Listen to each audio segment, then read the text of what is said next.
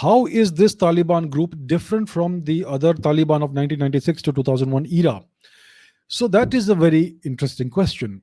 The 1996 Taliban was a medieval kind of regime.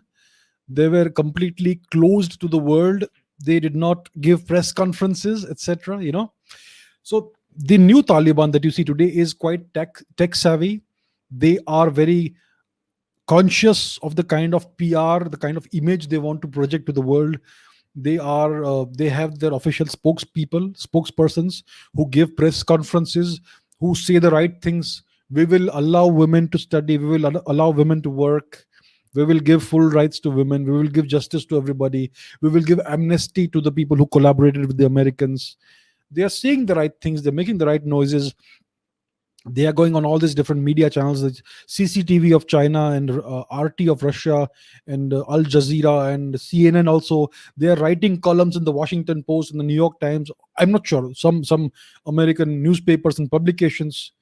So there is a significant diplomatic, not diplomatic, I would say PR. There's a PR blitz going on right now.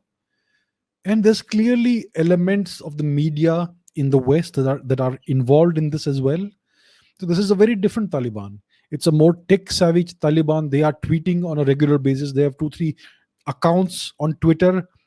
They still don't have blue ticks, but they are very active on Twitter.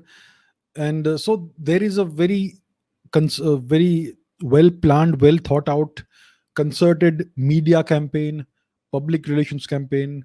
So it all looks nice. They understand how the West works, how the mind of the West works. The Western media also is helping them to some extent.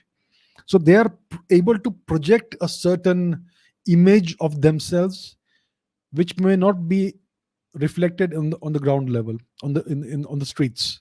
The Taliban on the streets may be the same Taliban as 96, but in the cyber sphere, in the public domain, it is a very different Taliban. So they are projecting this image of a more progressive, slightly more liberal, more tolerant regime. So that is the difference from the Taliban of 1996.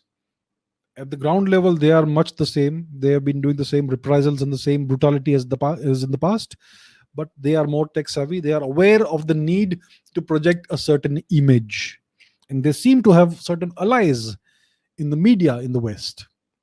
And Twitter is allowing them to tweet, even though they are still a designated terrorist organization in many countries. But they are still being allowed by the folks at Twitter to continue tweeting. So there's clearly something going on at several levels.